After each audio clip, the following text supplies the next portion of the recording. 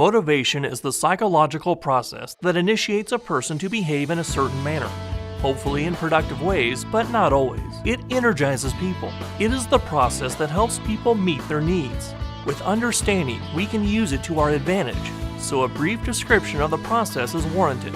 As a tangential issue, you will note that there isn't any provision for motivating others, only for providing opportunities for them to become motivated, to motivate themselves. And this is done by offering them a chance to meet some need of their own.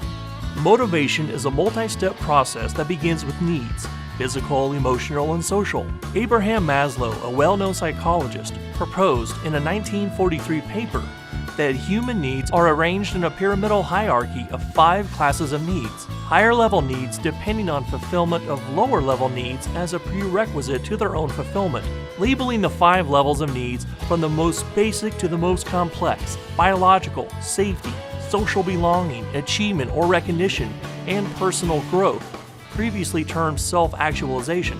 There are probably many different ways of classifying and/or describing our needs, but Maslow's works, as well as any other, probably better than most. The process of motivation begins with needs.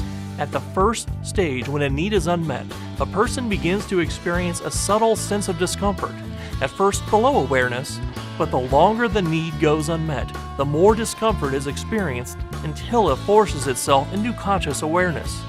If the unmet need is lower on the hierarchy, it trumps unmet higher needs. For example, if a person's biological need for food is unmet, it will ultimately demand attention to the exclusion of needs for security or recognition.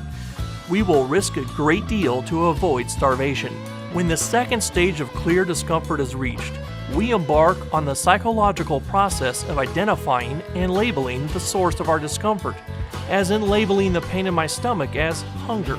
Once the feeling has been labeled, a person enters the third stage of exploring ways to alleviate the discomfort, thus satisfying the unmet need.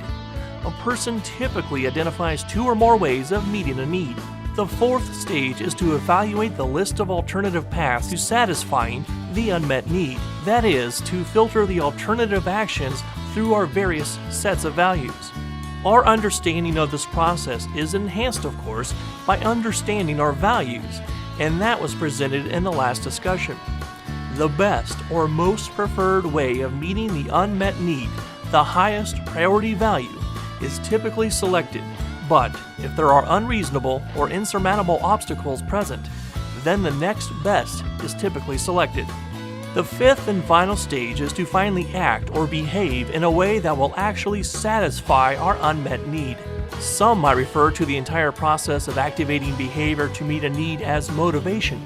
Furthermore, some might refer to the feelings associated with drawing discomfort to our attention, or encouraging a repeat of the behavior through experienced positive and reinforcing behavior as emotion.